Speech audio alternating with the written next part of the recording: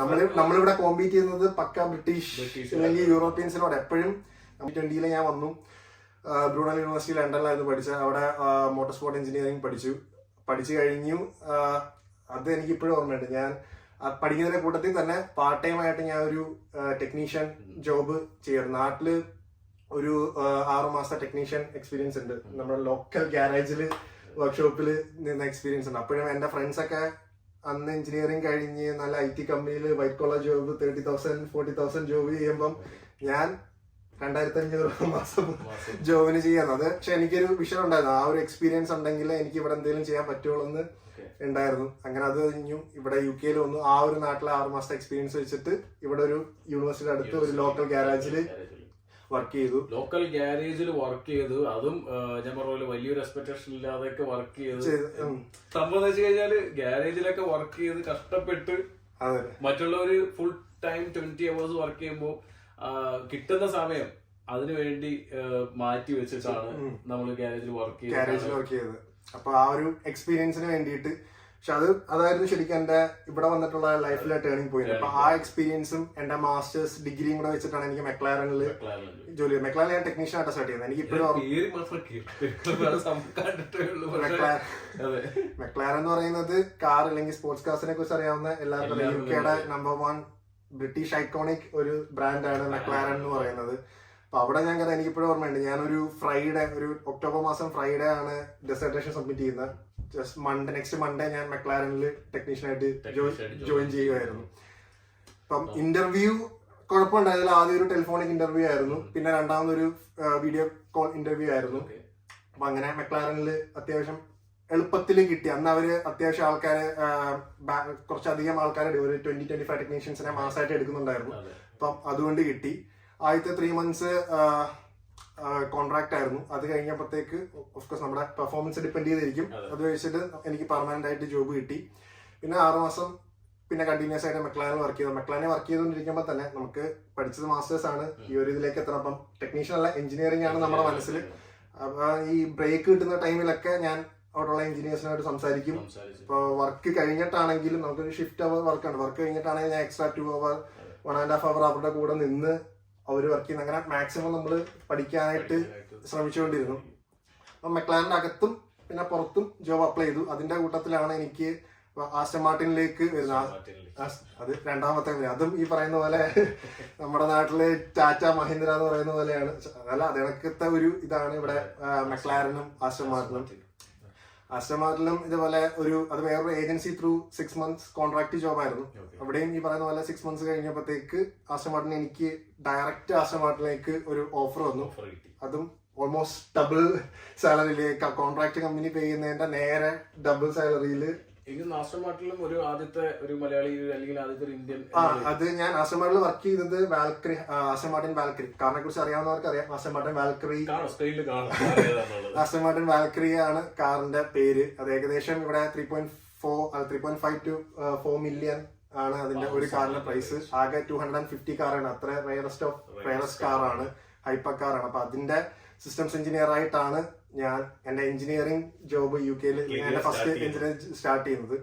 അത് ഭയങ്കര ചലഞ്ചിങ് ആയിരുന്നു. ഇപ്പൊ നമ്മള് ഫസ്റ്റ് എഞ്ചിനീയറിംഗ് ജോബ്, ഇത്ര വിലപിടിപ്പുള്ള ഒരു കാറ്, നമ്മുടെ ഭാഗത്തുനിന്ന് ഒരു മിസ്റ്റേക്ക് ഉണ്ടായാൽ അതിന്റെ ഒരു സെൻസറിന് തന്നെ ഏകദേശം 2,000-3,000 പൗണ്ടോളം വരുന്ന ഇതാണ്. അപ്പം തുടക്കം കുറച്ച് പാടായിരുന്നു കാര്യങ്ങൾ പഠിച്ചെടുക്കാനും. നമുക്കങ്ങനെ UK-യിൽ ബാക്കിയുള്ള ജോബിലുള്ളവർക്കറിയാം, നമുക്കങ്ങനെ ആരും ഫീഡ് ചെയ്ത് തരത്തില്ല, ഇങ്ങനെ പറഞ്ഞു തരില്ല, അത് ചെയ്യുന്ന എല്ലാം നമ്മൾ സ്വന്തം തന്നെത്താനെ ചെയ്യണം. പിന്നെ അത്യാവശ്യം പ്രഷർ ഉണ്ട്. ഇപ്പൊ ഈ ഒരു കാറ് ഈ ഫ്രൈഡേ അല്ലെങ്കിൽ നെക്സ്റ്റ് വീക്ക് ഡെലിവറി ചെയ്യണമെങ്കിൽ എന്ത് ഇഷ്യൂ ഉണ്ടെങ്കിലും മാനേജ്മെന്റിന് അറിയേണ്ട കാര്യമില്ല. ആ ഫ്രൈഡേ നമ്മൾ ആ ഇഷ്യൂ സോൾവ് ചെയ്തിരിക്കണം. വേറെ UK-യിൽ എനിക്ക് ഇതുവരെ വന്നിട്ട് ഞാൻ 3 ഇടത്ത് വർക്ക് ചെയ്തു. മെക്ലാരൻ, ആസ്റ്റൺ മാർട്ടിൻ, പിന്നെ വില്യംസ് അഡ്വാൻസ് എഞ്ചിനീയറിംഗ്. ഈ 3 ജോബും ഞാൻ അങ്ങോട്ടേക്ക് അപ്ലൈ ചെയ്തതല്ല, ഇങ്ങോട്ടേക്ക് ലിങ്ക്ഡിനിൽ എന്റെ പ്രൊഫൈൽ കണ്ടിട്ട് വന്നതാണ്. അപ്പം അതിന്റെ അർത്ഥം ലിങ്ക്ഡിൻ അല്ല, ചേട്ടന്റെ പല വീഡിയോയിലും കാണുന്നുണ്ട്. ശരിക്കും ലിങ്ക്ഡിൻ നിങ്ങൾ നമ്മുടെ, ഞാൻ എല്ലാവരോടും പറയാനുണ്ട്, നമ്മൾ ഇൻസ്റ്റാഗ്രാമിൽ ടൈം സ്പെൻഡ് ചെയ്യുന്നതിനെക്കാട്ടി കൂടുതൽ ലിങ്ക്ഡിനിൽ ടൈം സ്പെൻഡ് ചെയ്താൽ ഉറപ്പായിട്ട് നിങ്ങൾക്ക് ജോബ് കിട്ടും.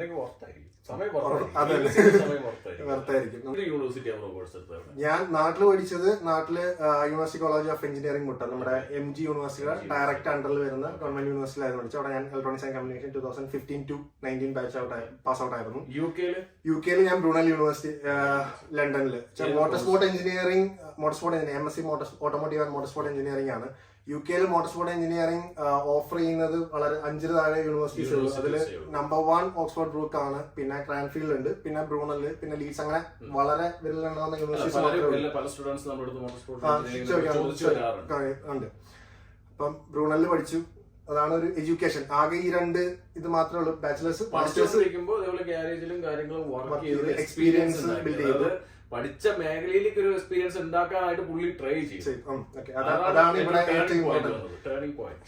ഞാൻ ഇങ്ങനെ ലിങ്ക്ഡിനിൽ തന്നെ പല ആൾക്കാർ ഇതിൽ ജോലിയുള്ള പല ആൾക്കാരുടെയും പ്രൊഫൈല് കാണുമ്പോൾ അവരും ഈ പഠിച്ചുകൊണ്ടിരിക്കുമ്പോൾ പ്രൊജക്ടുകളായാലും എല്ലാം ഇത് റിലേറ്റഡ് ആയിട്ടുള്ള ചെയ്ത് മാക്സിമം എക്സ്പീരിയൻസ് ഉണ്ടാക്കാൻ ശ്രമിക്കാറുണ്ട്. അപ്പം ആ ഒരു ഇതാണ് ഞാനും ഫോളോ ചെയ്തത്. അപ്പൊ ആക്ച്വലി അതാണ് ഇപ്പൊ ഇവിടെ വരുന്ന സ്റ്റുഡൻസിന്, ഞാനിവിടെ ജോലി കിട്ടാതിരിക്കുന്ന കുറെ സ്റ്റുഡൻസിന്റെ നമ്മൾ അവരുടെ 1-to-1 കൺസൾട്ടേഷനിലൂടെ കണ്ട് കേട്ട് മനസ്സിലാവുന്ന സമയത്ത് ഒരേ കാര്യമായിരിക്കും. അവരിപ്പോ കോഴ്സ് നല്ല അടിപൊളി കോഴ്സ് എടുത്തിട്ടുണ്ടാവും, പക്ഷെ അവർ വർക്ക് ചെയ്യുന്നത് വേറെ ഏതെങ്കിലും ഫീൽഡിലേക്കായിരിക്കും. ഇത് പുള്ളി പൈസ പോലും അധികം പ്രോപ്പറായിട്ട് കിട്ടാതെ തന്നെ പുള്ളി കഷ്ടപ്പെട്ട് എക്സ്പീരിയൻസിന് വേണ്ടി ആ ഒരു മേഖലയിൽ എക്സ്പീരിയൻസ് ഉണ്ടാക്കി എടുത്തത് കൊണ്ടാണ് ഇപ്പൊ ഒരു ടേണിംഗ് പോയിന്റ് ഉണ്ടാക്കി പുള്ളി ഇപ്പൊ ഇരിക്കുന്നത് വില്യംസ്. ഞാൻ കൂടുതലും കണ്ടിട്ടുള്ളത് ഇപ്പൊ നാട്ടില് മെക്കാനിക്കൽ പഠിച്ചു, ഇവിടെ വന്നിട്ട് അതുമായിട്ട് നാട്ടില് മെക്കാനിക്കൽ എക്സ്പീരിയൻസ്, പ്രൊജക്ട് മാനേജ്മെന്റ്, അങ്ങനെ പഠിച്ചിട്ട് കാര്യമില്ല. ഇപ്പൊ ഞാൻ ഇലക്ട്രോണിക്സ് പഠിച്ചെങ്കിലും ഇവിടെ വന്ന് മോട്ടോർ സ്പോർട്ടിനകത്ത് തന്നെ പല ഡിഫറെന്റ് കാറ്റഗറീസ് ഉണ്ട്. ഭയങ്കര ഇലക്ട്രോണിക്സ് ഓറിയന്റഡ് ആയിട്ട് നമുക്ക് പോവാം, അല്ലെങ്കിൽ ഡിസൈൻ ഓറിയന്റഡ് ആയിട്ടുണ്ട്, എയറോഡൈനാമിക്സ് ഉണ്ട്, വെഹിക്കിൾ എഞ്ചിനീയറിംഗ്, ടയർ എഞ്ചിനീയറിംഗ്, അങ്ങനെ ഒരുപാട് ഉണ്ട്. എഞ്ചിനീയറിംഗ് പഠിച്ചു, അത് റിലേറ്റഡ് ആയിട്ട് ഒരു കോഴ്സ് എടുക്കാതെ ചുമ്മാ ഒരു മാനേജ്മെന്റ് കോഴ്സ് എടുത്തിട്ട് വന്നിട്ട് എഞ്ചിനീയറിംഗ് എടുത്താൽ തന്നെ നാട്ടിലിപ്പം ഒരു എഞ്ചിനീയറിംഗ് പഠിച്ചു, ഇവിടെ വന്നിട്ട് അതായിട്ട് യാതൊരു ബന്ധമില്ലാത്ത എഞ്ചിനീയറിംഗ് പഠിച്ചാലും കിട്ടില്ല. ഞാൻ എന്റെ ഹയറിംഗ് മാനേജറൊക്കെ CV നോക്കുമ്പോ എന്റെ മാനേജർ ഓഫീസിൽ വരുമ്പോ പുതിയ പൊസിഷൻ അപ്ലൈ ചെയ്ത് മെയിൻ റീസൺ അതാണ്. അപ്പൊ അവര് നോക്കുമ്പം ഓക്കെ ഇവിടെ ഇത് പഠിച്ചു, ഇതിന് മുന്നേ വേറെ ഏതോ പഠിച്ചു, ഒരു എക്സ്പീരിയൻസ് ഇല്ലാത്ത ജോലി ചെയ്യുന്നു, ഈ പൊസിഷൻ എന്തോ ചെയ്യുന്നു. അങ്ങനെ വെച്ചാൽ ഇവിടെ ഉള്ള ആൾക്കാര് എടുക്കില്ല. ഇതാണ് മെയിൻ റീസൺ ഇവിടെ ജോലി കിട്ടാത്തതിന്. ഇവിടെ വരുന്ന ഫീൽഡിൽ എന്തെങ്കിലും കഷ്ടപ്പെട്ടിട്ടാണെങ്കിൽ കുറച്ച് എക്സ്പീരിയൻസ് ഞാൻ ഇപ്പൊ നാട്ടിൽ നിന്ന് എന്റെ അടുത്ത് ചോദിക്കുന്ന ലിങ്ക്ഡിനിലായാലും ഇൻസ്റ്റയിലായാലും ചോദിക്കുന്നതെല്ലാം വേണം. ഇപ്പൊ നാട്ടിൽ പഠിച്ചു കഴിഞ്ഞു, മിനിമം ഒരു വർഷം അല്ലെങ്കിൽ 2 വർഷം എങ്കിലും നാട്ടിൽ വർക്ക് ചെയ്തിട്ട് വന്നാൽ ഇവിടെ വന്ന് കുറച്ച് കഷ്ടപ്പാട് നമുക്ക് കുറയ്ക്കാന്നാണ് ഞാൻ അവരോട് പറയാം. ഇപ്പൊ നാട്ടിൽ നമ്മൾ പഠിച്ച് ഒട്ടനെ അടുത്ത ബാച്ചിൽ ഇങ്ങോട്ടേക്ക് വന്നു കഴിഞ്ഞാൽ കിട്ടില്ല. നമ്മളിവിടെ കോമ്പീറ്റ് ചെയ്യുന്നത് പക്ക ബ്രിട്ടീഷ് അല്ലെങ്കിൽ യൂറോപ്യൻസിനോട്. എപ്പോഴും നമ്മുടെ കമ്മ്യൂണിക്കേഷൻ സ്കിൽസ് ആയാലും എല്ലാം അവരുടെ താഴെ തന്നെ. എത്ര നമ്മൾ ഇമ്പ്രൂവ് ചെയ്യാൻ ശ്രമിച്ചാലും ആ ലെവലിൽ നമ്മൾ എത്തൂല. പിന്നെ കുഴപ്പമില്ല, ചെയ്യാൻ പറ്റും. അതാണ് എല്ലാവരുടെ പറയുന്നത്. പഠിച്ചോളം തന്നെ കയറി വന്നൊരു ഫ്രഷർ, ഇപ്പൊ അതുമല്ല സാലറി ത്രഷോൾഡ് വെച്ചിട്ട് ഒരു ഫ്രഷറിന് എങ്ങനെ എടുക്കും? കിട്ടില്ല. ഇവിടെ മാക്സിമം പ്രത്യേകിച്ച് എഞ്ചിനീയറിംഗിലെ ഗ്രാജുവേറ്റ്സിന് മാക്സിമം കിട്ടാവുന്നത് 34. എന്റെ ഈ ഓട്ടോമോട്ടീവ് മോട്ടോർ സ്പോർട്ട് ഫീൽഡിൽ ഞാൻ കണ്ടേക്കുന്നത് മാക്സിമം 32-35. ഇപ്പൊ സാലറി ത്രഷോൾഡ് 38 പക്ഷെ എന്നാലും ഒരു 3900 ഒക്കെ ഉണ്ടെങ്കിൽ നമുക്ക് കിട്ടാനുള്ള ചാൻസസ് ഉണ്ട് അതിനകത്ത്. അത് ഭയങ്കര ബുദ്ധിമുട്ടാണ് കിട്ടാനായിട്ട്. ഞാൻ സ്റ്റാർട്ട് ചെയ്തപ്പോഴും എനിക്ക് ഗ്രാജുവേറ്റ് ആയിട്ട് 30,000 ഉണ്ടായിരുന്നുള്ളൂ. പിന്നെ എക്സ്പീരിയൻസ് ബിൽഡ് ചെയ്താണ് ഇപ്പം കുറച്ച് ഹയർ ആയിട്ട് വന്നത്. അതെന്തായാലും ശരിക്കും പറഞ്ഞാൽ ഇവിടെ വരുന്ന സ്റ്റുഡൻസ് കൂടുതലും എക്സ്പീരിയൻസ് ഗെയിൻ ചെയ്തിട്ട്, പ്രത്യേകിച്ച് ഈ ഒരു ഫീൽഡ്, ഈ മറ്റു ഫീൽഡിനെ കുറിച്ച് അറിയില്ല.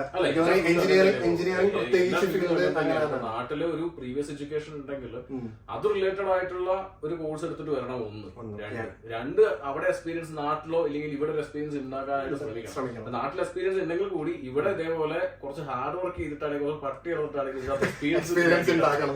അതാണ് പോയിന്റ്. നമുക്ക് പഠിച്ചു കഴിഞ്ഞാൽ തന്നെ 2 വർഷം നമുക്ക് PSW ഉണ്ട്. പഠിച്ച് പാസ്സാവുകയാണെങ്കിൽ 2 വർഷമല്ല, ആ 2 വർഷത്തിനുള്ളിൽ മാക്സിമം നമ്മൾ എക്സ്പീരിയൻസ് ഉണ്ടാക്കി വർക്ക് വിസ കിട്ടുന്നത്. എനിക്കിപ്പം ഡയറക്റ്റ് 5 വർഷത്തെ, എനിക്ക് 6 months PSW ബാക്കി ഉണ്ടായിരുന്നു. പക്ഷെ എനിക്ക് ട്രാവലിംഗ് ഉള്ളത് കൊണ്ട് ബിസിനസ് വിസ പെട്ടെന്ന് അപ്ലൈ ചെയ്യാൻ വേണ്ടിയിട്ട് PSW കിട്ടാൻ പാടായതുകൊണ്ട് അവർ എനിക്ക് അപ്പൊ തന്നെ 5 വർഷത്തേക്ക് സ്പോൺഷിപ്പ് തന്നു.